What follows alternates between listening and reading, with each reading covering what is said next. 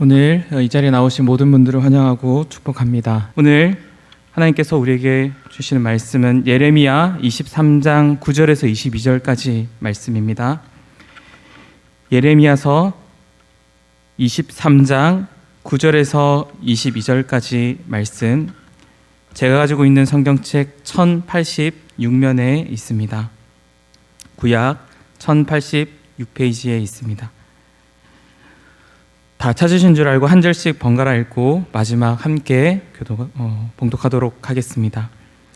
선지자들에 대한 말씀이라. 내 마음이 상하며 내 모든 뼈가 떨리며 내가 취한 사람 같으며 포도주에 잡힌 사람 같으니 이는 여호와와 그 거룩한 말씀 때문이라.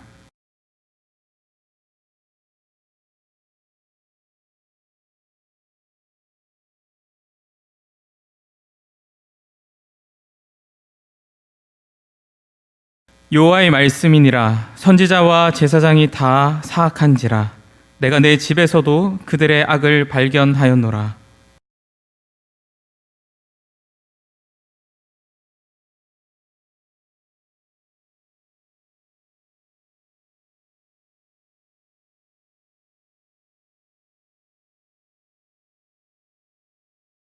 내가 사마리아 선지자들 가운데 우매함을 보았나니 그들은 바알을 의지하고 예언하여 내 백성 이스라엘을 그릇되게 하였고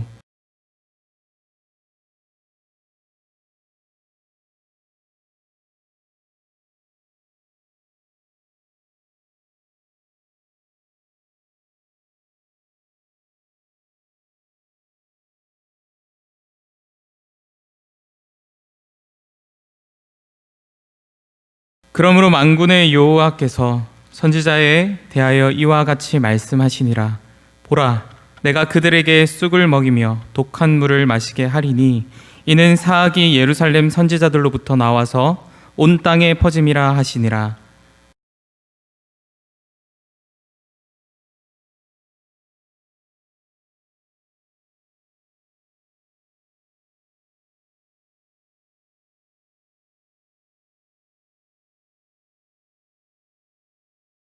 항상 그들이 나를 멸시하는 자에게 이르기를 너희가 평안하리라 여호와의 말씀이니라 하며 또 자기 마음이 완악한 대로 행하는 모든 사람에게 이르기를 재앙이 너희에게 임하지 아니하리라 하였느니라.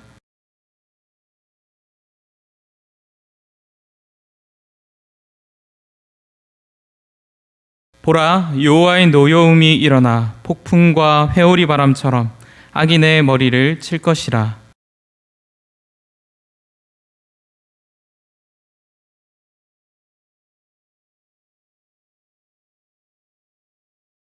이 선지자들은 내가 보내지 아니하였어도 다름질하며 내가 그들에게 이르지 아니하였어도 예언하였은즉 그들이 만일 나의 회의에 참여하였더라면 내 백성에게 내 말을 들려서 그들을 악한 길과 악한 행위에서 돌이키게 하였으리라.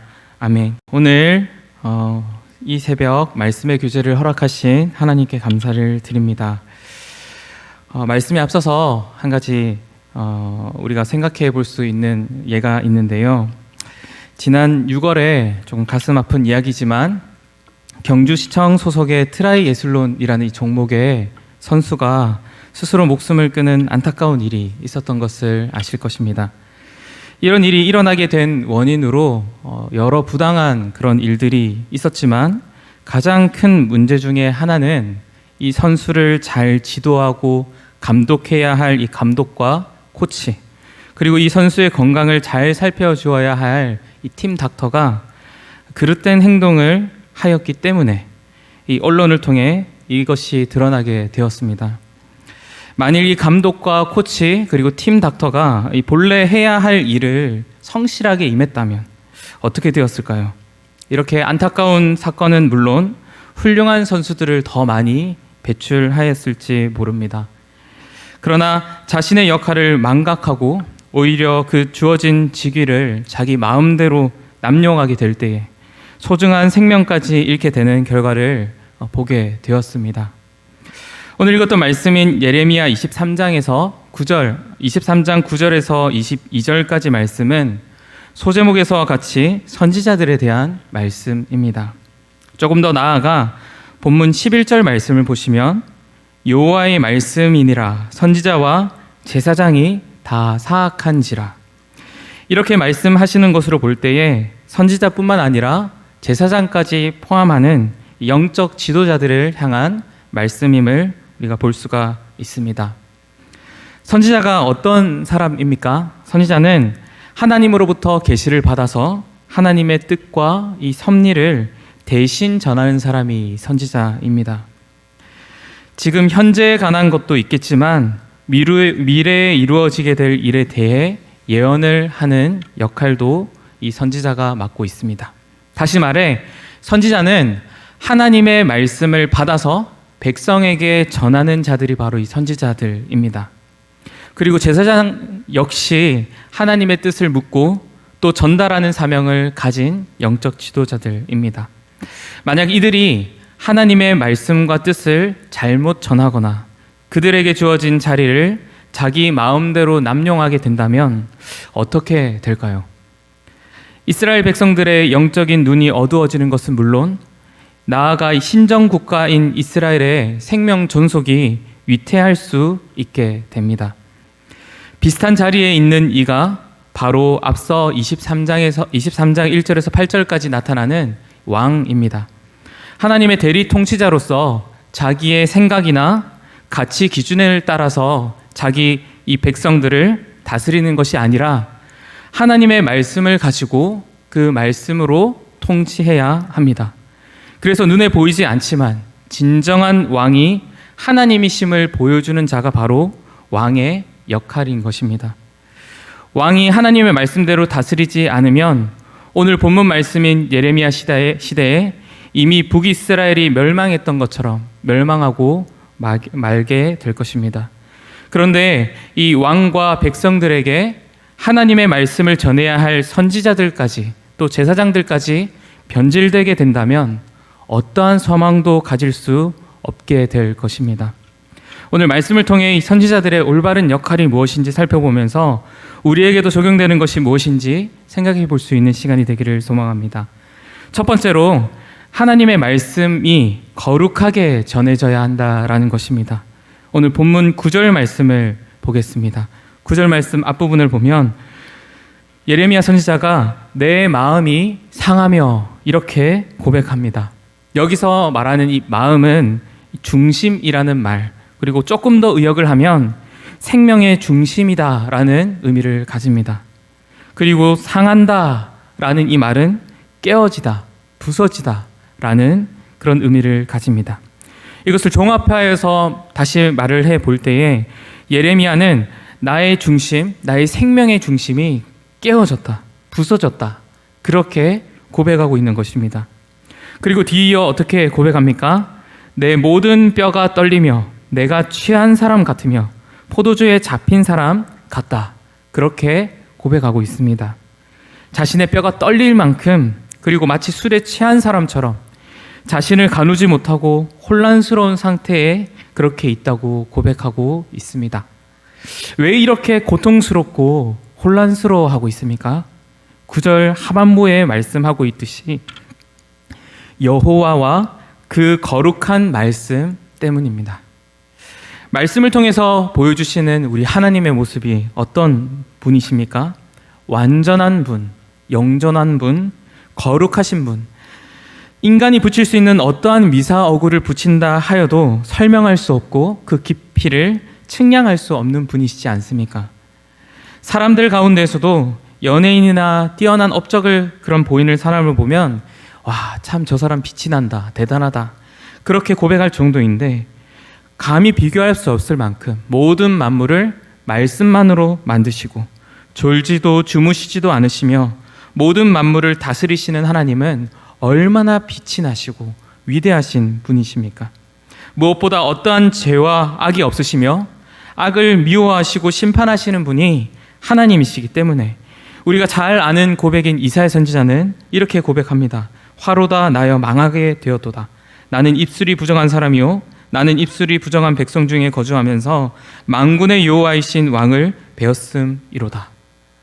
자신이 날마다 하나님 알고 계시는데도 불구하고 악한 일들을 억지로 행하지 않았음에도 불구하고 거룩하신 하나님 앞에 섰을 때에 나는 이제 죽었구나 라고 그렇게 고백하는 그 고백을 우리가 잘 아시는 줄 압니다. 이 거룩하신 하나님께서 하시는 말씀은 어떤 것입니까? 세상을 만드실 능력과 위엄이 있으신 그분의 말씀에 대해 시편 19편에서 시편 기자는 이렇게 고백합니다. 여호와의 율법은 완전하여 영혼을 소성시키며 여호와의 증거는 확실하여 우둔한 자를 지혜롭게 하며 여호와의 교훈은 정직하여 마음을 기쁘게 하고 여호와의 계명은 순결하여 눈을 밝게 하시는도다. 이것을 조금 더 순화하여 표현을 하면 하나님의 말씀은 완전하기 때문에 우리의 영혼을 처음 창조된 그 모습으로 되돌리며 하나님의 말씀은 확실하고 믿을만 하기 때문에 아무리 어리석은 자들로 하여금 지혜롭게 만들며 하나님의 말씀은 정직하기 때문에 우리의 마음을 기쁘게 만들고 하나님의 말씀은 순결하고 깨끗하기 때문에 우리의 가지고 있는 모든 생각을 밝게 비추어서 비춰주는 영원한 말씀이다. 그렇게 고백하고 있습니다. 이것이 바로 하나님의 거룩한 말씀입니다. 그 어떤 것보다 크고 능하시며 거룩하신 하나님과 그분의 말씀을 생각할 때에 그것만으로도 두렵고 떨리는데 그분의 말씀을 멸시하고 조롱하며 함부로 대하는 자들로 인해서 이 예레미야 선지자가 내 마음이 부서지는 것 같다. 그렇게 고백하고 있는 것입니다. 하나님의 말씀은 시대가 지나더라도 아무리 하나님을 가벼이 여기는 자들이 많다 할지라도 있는 그대로 순수하게 전해져야 합니다. 나아가 오늘 본문 11절과 13절 말씀에서 나타난 하나님의 말씀대로 백성들의 죄를 드러내고 백성들에게 회개하게 하고 하나님의 약속을 떠올리게 하며 지키도록 해야 할 이 영적 지도자들이 악 가운데 거하고 있다면 어떻게 되겠습니까? 본문 15절 하반부 말씀에 이렇게 말씀합니다.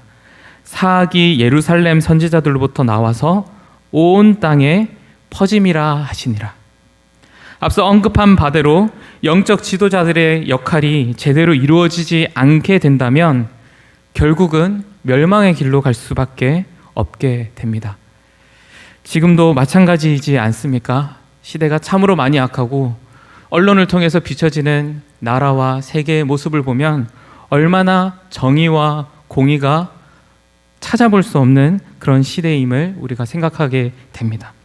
그 가운데 절대적인 기준, 선의 기준이 없는 시대가 바로 지금 이 시대이지 않습니까? 이 가운데 멸망의 길로 가지 않기 위해서 가장 필요한 것은 무엇입니까? 하나님이 어떤 분이신지, 그리고 그 하나님의 거룩한 말씀이 있는 그대로 잘 전해지는 것입니다. 이를 위해서 오늘 기도하실 때에 거룩하신 하나님의 그 거룩한 말씀을 전하는 영적 지도자들, 그들을 위하여서 기도해 주시기를 부탁드립니다. 다음 세대의 사역자들 비롯하여서 담임 목사님과 모든 말씀 전하는 위치에 있는 자들이 아무리 시대가 악하다 할지라도 타협하지 않고 있는 그대로 하나님이 어떤 분이신지를, 그리고 그 하나님의 거룩한 말씀이 어떤 것인지를 잘 전달하는 통로가 되게 해주십시오. 특별히 이들이 악에 빠지지 않도록 해주십시오. 그렇게 기도할 수 있기를 간절히 소망합니다. 마지막 두 번째로 참 평안이 전해져야 합니다.